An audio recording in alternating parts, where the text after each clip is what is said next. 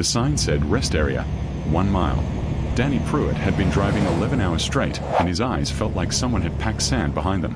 He had coffee, cold, gas station stuff in a paper cup, and a bladder that had been arguing with him since Ogallala. He needed 2 minutes. Just 2. He almost didn't stop. There was something about the exit. He'd driven I-80 100 times. Every other rest area had its own feel. The one near North Platte smelled like cut grass in summer. The one outside Kearney always had a family with a golden retriever, but this one at mile 142 always made his jaw tighten. He pulled off anyway. The lot was empty. That alone should have told him something. It was 2:17 a.m. on a Thursday, and on I-80, there was always somebody at the rest areas. A family sleeping in a minivan, another trucker stretched across a cab, a dog walker in the pre-dawn quiet. The lot at mile 142 was bare concrete under a sky with no stars. Danny pulled his rig to the far end of the lot, habit, and killed the engine. The silence was immediate and heavy. Not the soft silence of countryside. A pressed silence. A held-breath silence. He told himself he was being dramatic. He crossed the lot fast, not running, but close, and pushed through the men's room door. The fluorescents inside flickered in that slow, almost reluctant way that institutional lights do. The room smelled of bleach and something underneath the bleach. Something organic. Something recent. He did what he came to do. Didn't look in the mirror on his way out. He'd learned that the hard way when he was 19, drunk at a rest stop outside Laramie, when he thought he saw a man standing behind his reflection. Just standing there. Not moving. He'd told himself it was a trick of the bad light and the whiskey, but he'd never been entirely comfortable in rest area mirror since. He was drying his hands on his jeans when he heard it. Knocking. Not on the exterior door. From inside. From the wall beside the third sink. 3 knocks. Deliberate. Spaced exactly like a person knocking on a door. He stood there with wet hands and his heart rearranging itself in his chest. He was a practical man. He drove a Peterbilt 389 and logged 120,000 miles a year and believed in diesel engines and good coffee and not much else. He did not believe in things in walls. He walked outside. There was someone at the edge of the lot. At first he thought it was another trucker, someone who'd parked on the grass verge. It happened. But there were no other vehicles.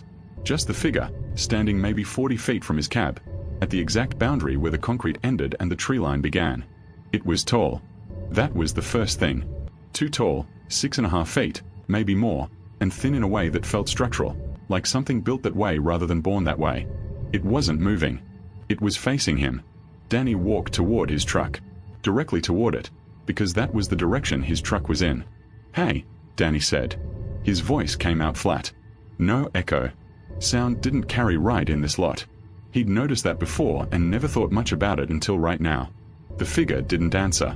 He was 20 feet away from his cab. The figure was 30 feet from him. He could see it clearly now under the dead orange glow of the broken floodlight, and clearly was the wrong word, because clearly implied he could make out details, and he couldn't. Where its face should have been there was just shadow, as if light bent around it. Its arms hung at its sides, but the arms were wrong. The elbows bent the wrong way, the forearms angling back instead of forward. Danny walked faster. He got his hand on the door handle and looked back. It had moved. Not walked. It was just moved, like it had jumped frames, like a film with bad splicing. It was 10 feet away now. He could hear it breathing, slow and deep and wrong, the rhythm of it like something sleeping rather than something standing. And near the restroom door, there was a second figure. Shorter. The same way of standing, too still, face in shadow.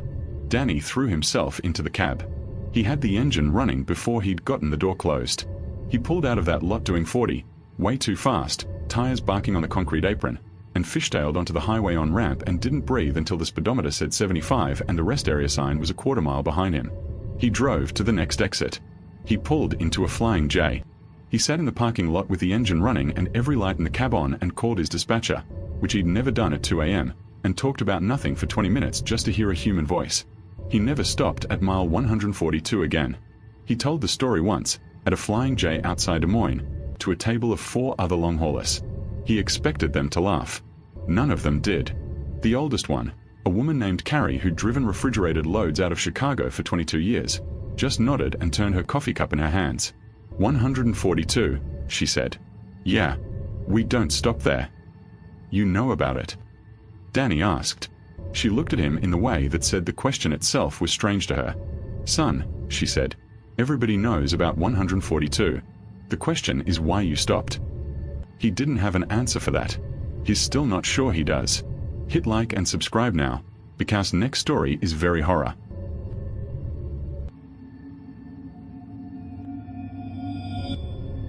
The blacktop of Interstate 40 stretched like a vein through the heart of nowhere.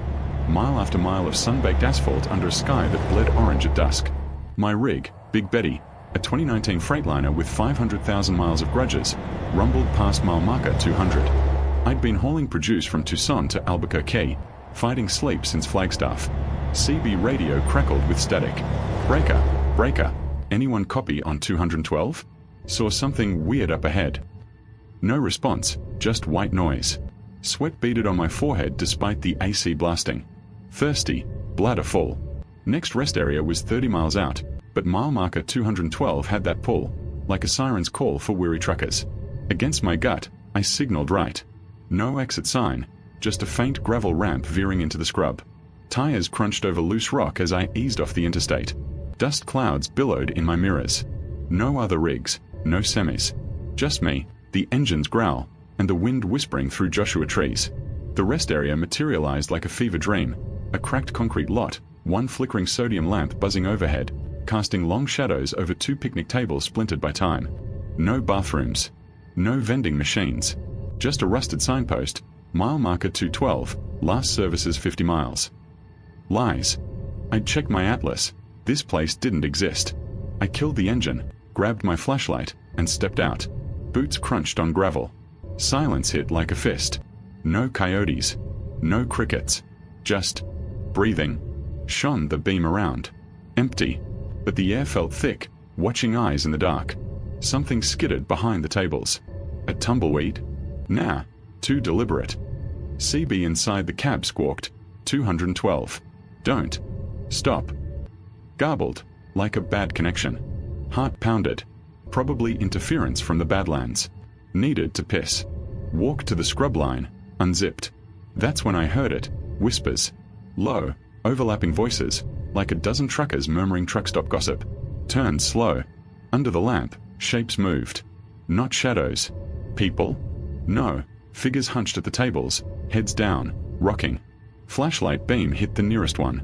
A man in a flannel shirt, trucker hat pulled low. But his neck, stretched wrong, like taffy.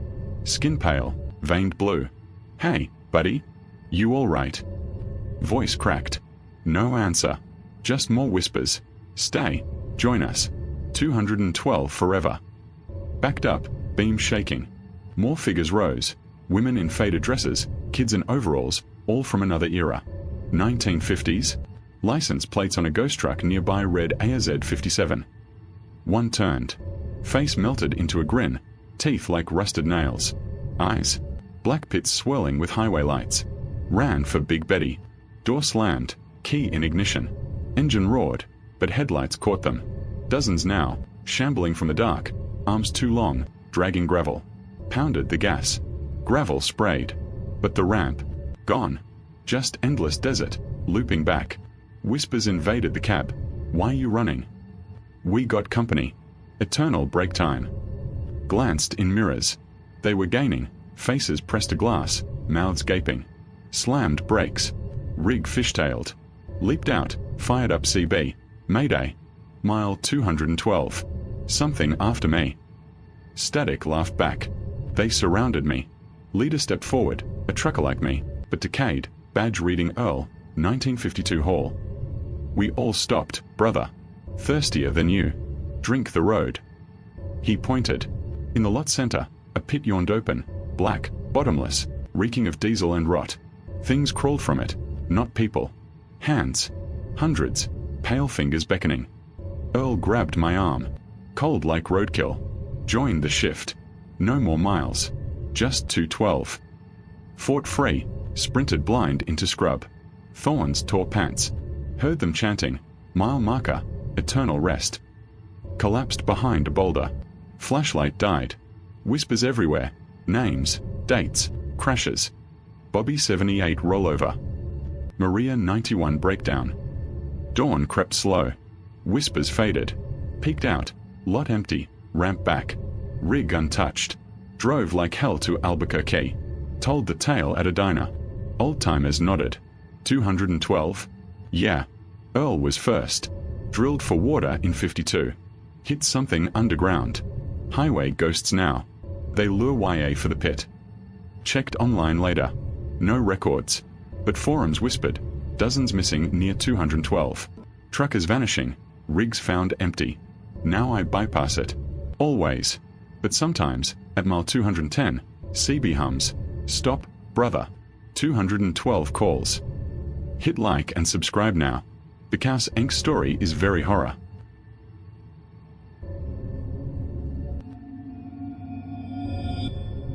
The chain of mile marker 300. I'd sworn off I-40 after 212, but freight don't care about nightmares. Hauling scrap metal from Albuquerque to Barstow, California. Night run. Stars mocking me overhead. Mile 250. CB lit up. Yo, Diablo 7, you pass in 300 tonight. Static, then, don't. The chain pulls YA in. Laughed it off. Chain. Bull from 212 survivors. But gut twisted. Mirrors showed nothing but black void. Mile 280. Wind howled unnatural, like mouths. Engine sputtered. Fuel gauge dipped. Impossible with full tanks. Sign flashed. Mile marker 300. Rest area ahead. No map had it. Like 212, a trap. Took the exit anyway. Gravel ramp twisted longer than it should. Looping into scrubland choked with rusted hulks. Abandoned semis from decades past. Parking lot sprawled huge. Lit by bonfires that weren't burning wood. Blue flames dancing on nothing. Figures milled. Truckers, all eras. Welding torches in hands? No. Fingers fused to glowing chains. One waved me over. Fresh meat. Park up, join the chain. Face familiar. Earl from 212? Neck still stretched. Killed engine. Air reeked of burnt rubber and blood. Stepped out. Boots sinking into asphalt soft as tar. Whispers started. Link up. 142 to 212 to 300. Complete the chain. Flashlight cut through smoke. Chains link them all. Waist to waist. Stretching to a massive wheel in the lot's heart. Spinning slow. Grinding bones. Wheels hub. A pit. Bigger than 212's. Vomiting black tar that formed new links. Earl shuffled close. Chain rattling. We started at 142. Rest area curse. Thirst trap. Drink. Get chained to 212. Here at 300, the wheel turns eternal. His eyes swirled with highway stripes. Your next link. Bolted for the cab. Door locked itself. Dashboard lit with ghosts. GPS looping 300-142-212-300. CB screamed voices. Join, or drag us all. Rig lurched forward on its own. Chain snaking from the ground. Wrapping axles. Smashed window, crawled out. Ran into the hulks. Hid in a 72 Peterbilt cab, doorless, dashboard frozen at mile 300. Scratches outside. We feel you. Chain calls kin. Peered out. They formed a line. Hundreds now, stretching to horizon. Front link to 142 ghosts, picnic sitters. Middle to 212 shamblers, rear pulling the wheel. Earl at the end. You stopped at 212. You're marked. Link or break, either way, wheel spins. Flashback hit. At 212, a chain fragment nicked my boot. Glowing now, burning skin. Tore it off. Tar blood oozed. Wheel accelerated. Screams rising. CB in my hideout crackled clear. Real voices. Breaker. Eastbound. 300 active. Brother down. Run. Dispatcher. No. Past victims broadcasting warnings. Wheel groaned. Ground shook. Chains yanked hulks into the pit. Crushing metal. Leaped from cab. Dashed blind. Thorns gashed legs. Collapsed at ramp's end. Highway lights beckoning. They pursued. Chains whipping air. Complete us. One latched my ankle. Cold fire. Kicked free. Tar sizzling flesh. Hit pavement. Rig waited. Engine hot. Floored it. Mirrors showed the chain snapping. Figures unraveling into smoke.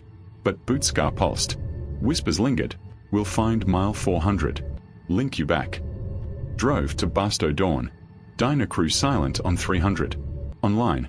I-40 vanishing spike at markers 142-212-300. Chain curse. Now every mile marker glows suspect. CB ghosts my runs. The chain's incomplete. Hungry for me.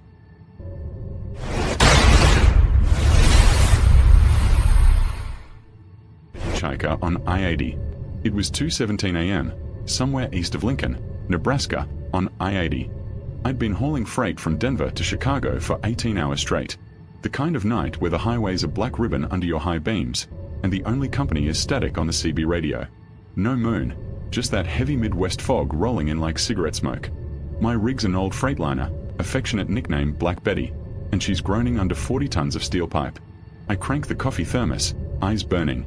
Up ahead, a figure stumbles into the breakdown lane. Hitchhiker. Skinny guy, maybe 30s, wearing a soaked denim jacket and jeans caked in mud. Thumb out, but his posture's off, like he's not waving, just holding on. Nebraska ain't kind to hitches this time of year, post-storm. I ease off the gas. Company policy says no pickups, but it's dead out here, and he looks half frozen. I flash the highs, pull over. Door hisses open. Hey, man, hop in. Where you headed? He climbs up slow, dripping water like he'd crawled out of a ditch. No backpack, no nothing. Face pale, eyes sunken black pits. Chicago, he rasps, voice like gravel in a blender. Smells like wet earth and something coppery. Blood? I shake it off, merge back onto the interstate. We ride in silence for 20 miles. Radio's playing some classic rock, Springsteen, Thunder Road. I try small talk. Rough night? Truck breakdown. He stares at the windshield, doesn't blink. Finally, car went off the road. Back there. Mile marker 247. I glance at the GPS. No wrecks reported. Fog's thicker now, swallowing the taillights of a distant semi. You alone? I ask. He nods. Slow. Was. Creepy, but truckers see weirdos. I offer him jerky from the glove box. He takes it, chews without expression. Then, unprompted, you ever see someone after they're gone? My gut twists. Like ghosts? Nah, man. That's bar talk. He chuckles, wet, gurgling. Not ghosts. Leftovers. Mile marker 247 passes. Nothing. No skid marks. No guardrail damage. I mention it. He points vaguely behind us. Hidden in the fog. Silence again. Clock hits 3 a.m. Betty's engine coughs. Fuel filter acting up? No, gauge is fine. But the air in the cab drops 10 degrees. My breath fogs. He notices, grins with teeth too yellow, too sharp. Cold, right? That's how it starts. I crank the heat. He leans closer. Last guy who picked me up. Screamed like a pig when he saw. Saw what? I don't ask. Rearview mirror. Empty highway. But something flickers in the sleeper berth behind the seats. A shadow. Just my imagination. CB crackles.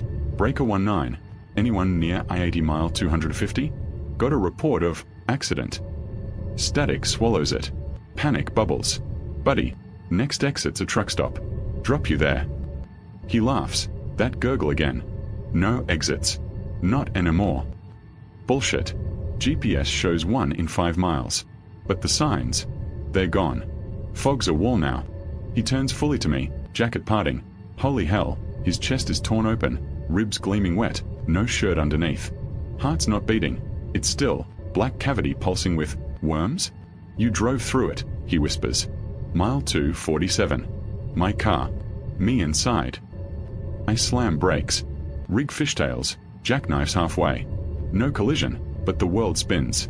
Dashcam later shows it. Nothing hit us. He's still there, grinning. Look back. Sleeper curtain rips open. Body there, his body. Duplicate, mangled, eyes wide in death scream. Realization hits. He died at 247. Crash reports confirm later. A sedan hydroplaned, single occupant DOA. But he was already hitchhiking when I picked him up. Temporal glitch? Hell no. He, or it, leans in. Your turn to walk. I bolt from the cab, rig shuddering behind me. Fog parts just enough. I sprint to the shoulder, thumb out blindly. Headlights pierce. Another trucker, godsend. Horn blares. I dive in, babbling. He saw my rig empty, swerved to miss.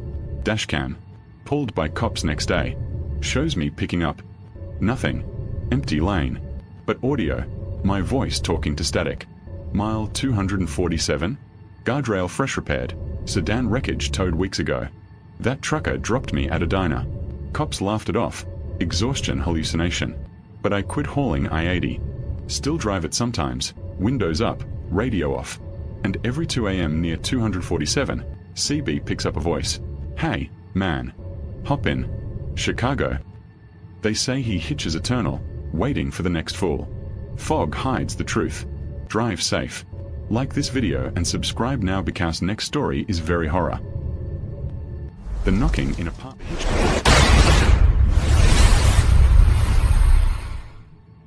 4B. It started at 11:43 p.m. October 14th. My studio in Capitol Hill. Cheap rent, thin walls. Rain hammered the window like fists. I just binge-watched true crime. Lights low, wine glass half empty. Single woman, 28, no pets. Then, 3 slow knocks on the door. Not urgent, deliberate. Knock, knock, knock. Peephole, empty hall, flickering fluorescent. Probably Mrs. Hargrove from 4A, senile and wondering. Hello. No answer. I chain the door, peek again. Nothing. Back to bed, but sleep won't come. 12:17 a.m. Knocks again. Same rhythm. Heart picks up. This time, a voice, muffled, male. Sarah. It's me. My ex, Tom. We split months ago. He moved to Tacoma. No way. Tom, go away. Silence. Then scratching, like nails on wood. Long, slow drags. I grab my phone, dial 911 but hang up. Paranoia. 12:49 a.m. Knocks return. Faster. Knock, knock, knock. Voice deeper. Let me in, Sarah. It's cold. Not Tom's voice. Gruffer. Wetter. I text my neighbor, Jake in 4C. Hear knocking? He replies. Nope. You okay? Bullshit. Walls are paper thin. I shove a chair under the knob. 1:02 a.m. Not knocks. Thumps now. Heavy. Like shoulders ramming. Door frame creaks. I retreat to the bathroom. Lock it. Call 911 for real. Someone's trying to break in. Dispatcher. Stay put. Unit en route. Name. Thump thump. Line crackles. Cops arrive at 1:28 a.m. 2 officers, Ramirez and Lee. They pound on my door. Seattle PD. I let them in. No damage. Hall empty. They check 4A. Mrs. Hargrove asleep. Jake swears no noise. Maybe wind, Ramirez says. They leave. I laugh nervously, pour more wine. 2:15 a.m. Knocks. Soft, polite. Back from the dead. Knock, knock, knock. Peephole. A shape now. Tall, hooded, face obscured. Sarah, open up. I have your mail. Creep. I yell, police were here. It laughs, low, echoing unnaturally. I film it on my phone. Figure doesn't move, but the laugh warps, multiple voices overlapping. Scratching resumes, louder. Splinters form on the door. Jake texts, WTF? I hear it now. Calling cops. But when they return at 2:47, figure gone. Door intact. No, deep gouges now. Officers cordon the hall. Forensics later. Scratches match human nails, but embedded with soil? From the Puget Sound mudflats. Vandalism, Lee says. They escort me to a hotel. I crash, exhausted. 3:30 a.m. Hotel room. Knocks on that door. Impossible. Knock, knock, knock. Sarah, it's me. Same voice. Peephole. Empty. But the TV flickers on. Static. Then my apartment hallway can feed? Hacked. No. The figure's back, banging my door. Panic. I flee to the lobby. Beg front desk for help. Manager checks cameras. No one entered after me. Back upstairs. Barricade with dresser. Dawn breaks. Knock stop. Relief. Daylight. Cops let me retrieve clothes. Apartment sealed, but I sneak in. Note on my bed. Handwritten. See you tonight, Sarah. Tom's handwriting. Forensics. No prints. Jake missing. His door ajar. Blood smears inside. That night, 11:43 p.m. sharp, back in a new apartment across town. Knocks. I scream into the recorder. SBD audio captures it. 3 knocks. Voice saying my name. They trace it. Impossible origin. Like from inside the walls. 2 a.m. Door buckles inward. Figure steps through. Not walking, oozing. Hood falls. No face, just a more of teeth and mud, eyes like drowned marbles. It knows me. Whispers my SSN, my sins. Jake's badge dangles from its neck. He listened. I run. Fire escape. Rain slick. It pursues, knocking on every door I pass. Neighbors wake. Scream. Cops swarm again. Creature vanishes into storm drain. Body found days later. Jake's, mangled in the mudflats, nails torn off, mouth stuffed with apartment keys. SBD closed it as animal attack, but the knocks? They followed me for weeks. Moved to Arizona. Still, 11:43 p.m. some nights. Knock, knock, knock. It's not Tom. It's whatever crawls up from the sewers, wearing stolen skins. Listens at your door. Waits for you to answer. Please like this video and subscribe now, because next story is very horror.